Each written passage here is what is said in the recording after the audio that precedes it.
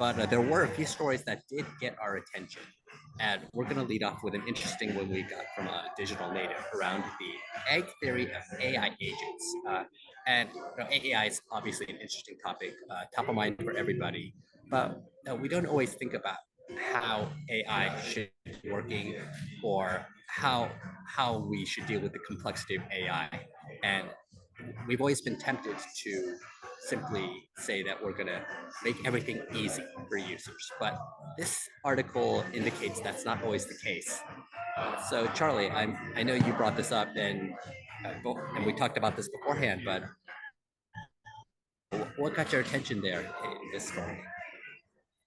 Well, so I think it's interesting that it's going to be relevant to where you're at. If you're not watching this video and you're just listening to the podcast, you're trying to figure out what all that noise is. Hyoun is at at the Snowflake event in this tent where they Snowflake Summit, put where they put the analysts. And so what's interesting about this particular story is we're literally watching this play out in real time. And so the basic premise, and I actually had no idea about this, that the author Rex puts out, is that when they first came up with this idea, I think it was Betty Crocker came up with this idea of instant cake mixes, that it was just add water, and that they found that people found that it was too easy. And so they realized that if you had to have some skin in the game, so to speak, by adding an egg and adding a little oil, that you felt like you were baking. It was just enough work that you felt like you were actually baking, and that sales picked up. That it was that the no egg required, just add water part was too simple. And it was fascinating. I mean, I've actually always wondered, like, why do I have to have that stupid egg? So I was apparently of the minority that wanted it as simple as possible. But what is interesting is in this article, he talks about the fact that this is going to be an issue with AI agents. So we on this show have talked a lot about agentic AI, this idea of having AI that can actually go leverage tools and leverage different approaches and techniques to go take independent action. And we've also talked a lot about co-pilots. I've been doing a lot of work on co-pilots in my my real job, so to speak. And that co-pilots imply this idea that that's aside you, it's augmenting your abilities, and you're using it as assistant, as a tool, versus something that's acting autonomously. And his basic point is that the challenge with, forget the technology, the challenge with the messaging or the go-to-market strategy with agentic approaches is the egg problem, is that people are going to find it too easy, and that can be unnerving, that we as humans want to play a role in this. So I think it's a really important concept on both sides. If you're a tech company, how you go to market with your AI solutions and how this plays into it. If you're a CIO, think about how you deploy this technology, and recognizing that that it may not always be best to sort of take that human out of the loop, even if you can, from a technology perspective, and when we're thinking about adoption and productivity and all these different elements. So it was just really thought-provoking. And hey, you mentioned that you actually saw this sort of play out on stage at this event.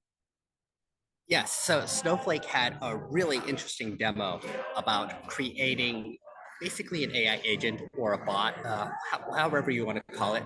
And the demo was so easy that they literally pulled somebody out of the audience to do the demo. And the demo was basically that you put in a document, you clicked a couple buttons, and then you were able to talk to it. The end. And the reaction from the demoer was somewhere to the effect of, this is so easy, I don't know how I'm going to have a job afterwards. Like it just felt like there was no human necessary in the loop. And I feel like to some extent, that's probably going to be an issue from a UX perspective. Ironically, that it's too easy to put into place, and you might have to put in a couple of knobs and settings to at least provide the illusion that the user has some sort of say in how this bot ends up or how this agent looks, or to be able to provide some sort of skinning or something along those lines. Well, what I think is interesting, when I was reading through, part of my whole process, I read these articles and I highlight stuff and I make notes around, and then I eventually, stuff that's really meaningful, I actually take, and I have my own sort of compendium of knowledge. And this was one of those that sort of bubbled up and actually shifted some of how I think about this. And what I wrote in my notes was that I think the key part here isn't necessarily that you need to create a solution that always has that human in the loop, or that always is that, not making it so easy. I think the real issue is going to be that it's that we as humans, as the operators of the technology, want to have the sense of control. And so, like, for me personally, I'm dying to get deeper, right? The current approaches to agentic AI are still fairly technical and fairly complex. And I have not been willing to put forth the effort to automate some things that I would love to automate. But I think as this technology gets easier and I can literally get an AI agent that I can just turn on and go do some of this stuff. Actually, this flow I'm just talking about is one of those where I do all this cutting and pasting and stuff that's a waste of time. I would love to have this thing work autonomously. Then when I highlight a note, it automatically knows what to do and goes and does it for me, right? But I can see where other people wouldn't want that, where they would say, no, no, no, this is a very important process for me, and I need to be looking at it and discriminating on what I do. And I want the AI piece to do this part only. And so I think the key is going to be that it's about allowing the user to be in control of that process and letting it automate whatever they feel is important. And so I think, again, I think very, very important lessons on both sides, for both the vendors bringing this technology to market and for the enterprise executives deploying it, recognizing there is a huge psychological element, not only that exists right now today, but as this technology continues to become more ubiquitous and it continues to mature, the approach that we take and the mental models we have around it will also shift. And so it's going to be the sort of continuing moving target as we figure out the right approach. So it was just a fascinating article to me and definitely worth the read. Yeah, and of course, you and I are both power user nerds who would love this to all be as easy as possible and to build as much as possible and to automate as much as possible.